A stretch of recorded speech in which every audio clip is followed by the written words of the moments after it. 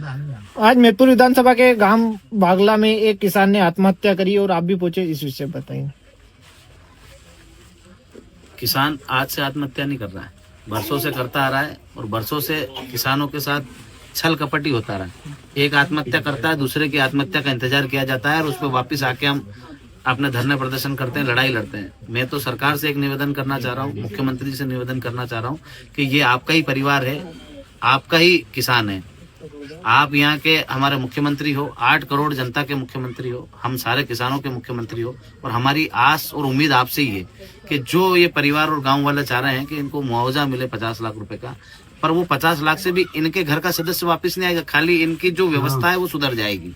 इनके जो कर्जे हैं वो दे देंगे और जो इनने केसीसी ले रखा वो जमा कर देंगे। जो सोयाबीन का इनका नुकसान हुआ है, ऐसा ही पूरे प्रदेश में किसानों का नुकसान हुआ है और कोई किसान आत्महत्या के लिए आगे नहीं आए, उससे पहले आप इन किसानों का समाधान कर दो, सबको मुआवजा दे दो। जो किसानों का जो खर्चा होता है जमीन में वो 10 से 11 हजार रुपए प्रति बीघे का होता है सोयाबीन में, तो कम से कम वो नुकसान दे दो। और जो हमने बैंकों से लोन ले रखा है सारे किसान परिवार वालों ने, उस लोन को आप उसका जो ब्याज लग रहा है हमारा, जो ब्याज माफ करो। और जिस प्रकार से बैंक के एक बार ओडियो होने के बाद चक्रवृद्धि ब्याज लगा देती है, उस चक्रवृद्धि ब्याज की जो व्यवस्था है उसको खत्म करो आप।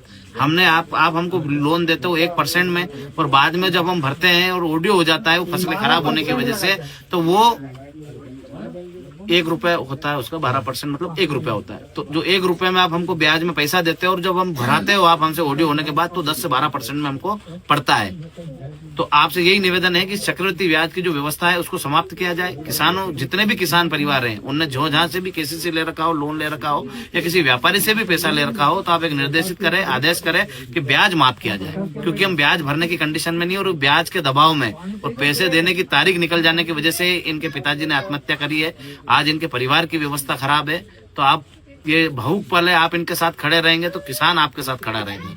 यहाँ किसी दल की बात करने नहीं आए, ना किसी दल का कार्यक्रम है, क्योंकि इनके पिताजी एक्सपायर हुए हैं तो इनके घर का कार्यक्रम है, इनके दुख में शामिल होने पूरा गांव आया है। इस गांव से भाजपा में भी वोट जाते होंगे, कांग्रेस में भी जाते होंगे और कोई निर्दलीय खड़ा होता होगा तो उसको भी वोट मिलते होंगे, पर ये पूरा गाँव किस लिए आया है कि इस परिवार के साथ गलत हुआ है। और ये पूरा परिवार, पूरा यहाँ भाजपा कांग्रेस सारे लोग एक है, क्योंकि ये सब किसान है। तो ये सबसे पहले किसान है, तो किसानों की बात आप करो, किसानों की बात सुनो और इनको मुआवजा दो। इससे ज्यादा किसी को कुछ नहीं चाहिए। और कांग्रेस से भी निवेदन है कि आप भी जितनी मदद कर सकते हो आर्थिक रूप से, आपके पास भी बहुत सारे विधायक है, उनको बोलो कि इस बच्चे की मदद करें, इस भाई की मदद करें। और एक दादा सोसाइटी का बताओ। सोसाइटियों की सबसे बड़ी समस्या है कि हमें खाद नहीं मिलता है समय पे। तो मैं मुख्यमंत्री जी से फिर निवेदन कर रहा हूँ, हम इसके लिए धरना प्रदर्शन पूरी साल करेंगे। हम 1 महीने वाले नेता नहीं है कि हम 1 महीने खाली किसानों की बात करेंगे। हम तो खुद ही उस चीज से प्रताड़ित है कि जिसका सोसाइटी में खाता है उसको तो खाद मिलता है, जिसका नहीं है उसको भी मिलना चाहिए, क्योंकि उसके पास पावती हो, किसान है, किसान खाद लेने कहाँ जाएगा। और पहली बात, जिसके पास पावती है, जिसका खाता है, उसको भी समय पे खाद नहीं मिलता है, उसको भी ब्लैक से जो खाद मिलता है, जो व्यापारी ब्लैक में करके जो खाद बेचते हैं, वहां से वो उसको खाद लाना पड़ता है 200-300 रुपए महंगा।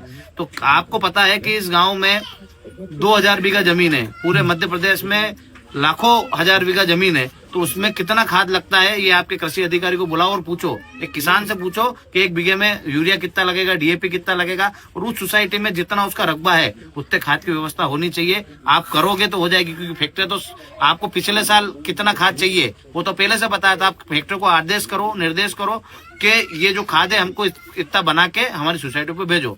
आप करना चाहोगे तो सबको खाद मिल जाएगा, आप नहीं करना चाहोगे तो किसी को खाद नहीं मिलेगा। जिस प्रकार से आज खाद की किल्लत है, लाइनों में लगना पड़ता है, अपने अपनी सेटिंग बिठानी पड़ती है, कहीं से भी 100 रुपए ज्यादा देके भी मेरे को मिल जाए, 200 रुपए ज्यादा देके मिल जाए, तो वो व्यवस्था बंद कर दो। काला बाजारी जो खाद की हो रही है उस पर आपको अंकुश लगाना पड़ेगा, तो किसान खुश होगा आपसे। जय राम।